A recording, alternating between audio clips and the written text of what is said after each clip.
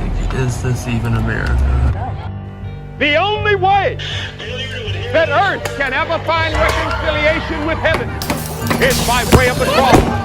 The only way that you can ever get to heaven is by way of the cross. I understand how to get things done for the American people.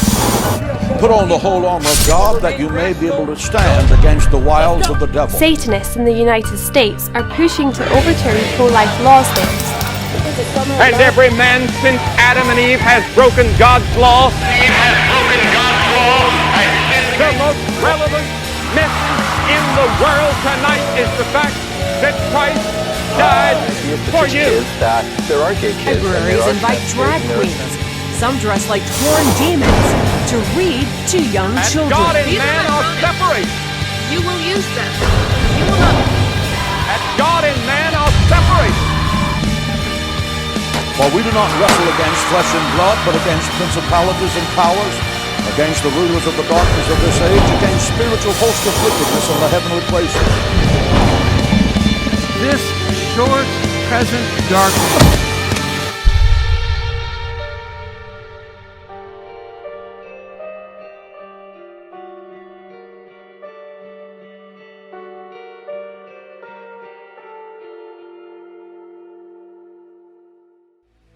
Hi, I'm Steve Winnery, and I'm the pastor at Calvary Chapel Tri-Cities, and I wanted to talk to you about conspiracies.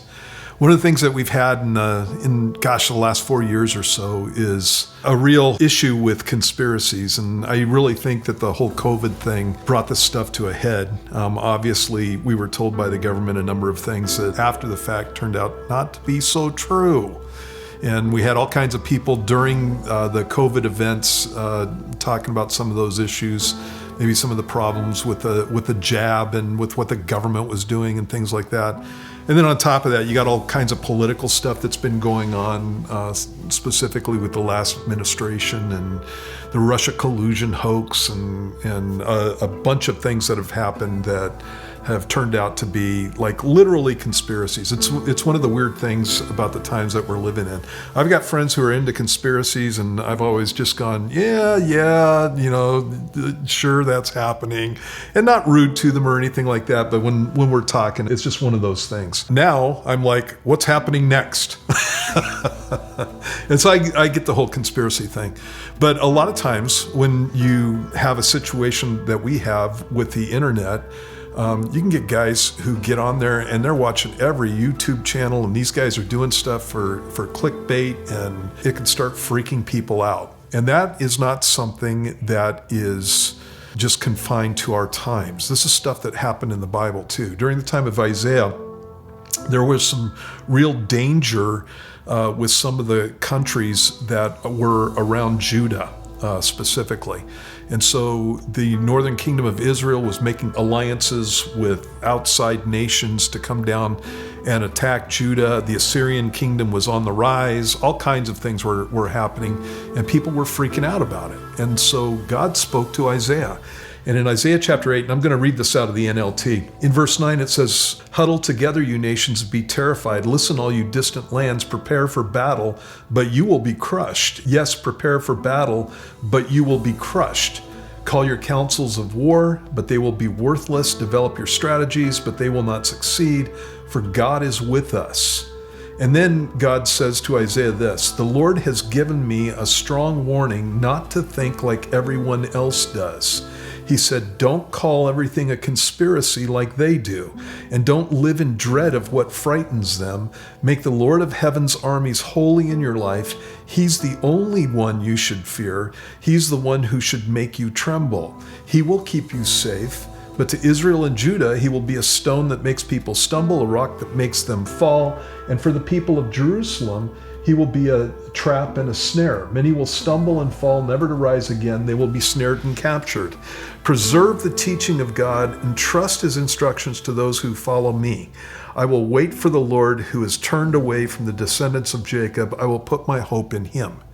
And so when Isaiah, in his situation, obviously was tempted to go along with this whole thing because there were issues that were going on around him that were obviously conspiracies. And one of the things that we can do as Christians is start becoming functional atheists in the sense that we're so worried about what people are doing that we're not understanding that God is still in control of everything.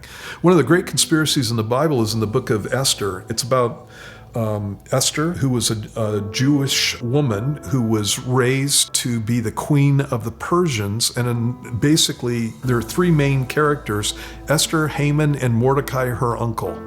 And Haman is a government official, has a problem with Mordecai, and because he's a Jew and because he would not bow to him. And so basically, Haman comes up with this conspiracy to get Mordecai killed, and he's going to hang him on a gallows that's 75 feet tall. This guy was just over the top, and he had the ability to do these things. And what ended up happening at the end of the story, and it's a great story to go and read, what ended up happening at the end of the story is Haman is the one who got hung on the gallows. And what you find out is that God put people in certain places at the very beginning of that story, always knowing what Haman was going to do, always knowing what the king's reaction was going to be, always knowing about the threat to not only Mordecai, but the rest of the Jewish people. And God saved them. He had them saved before the thing ever started. And so, same thing with us.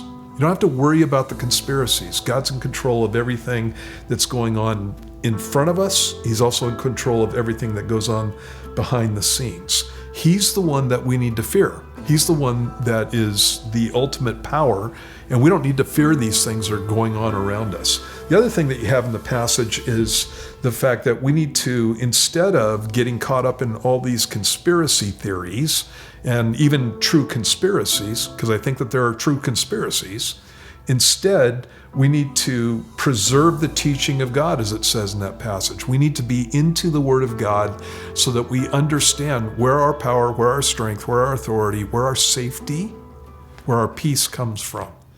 And if you do that, life's going to be good, even in the midst of conspiracies. God bless you guys.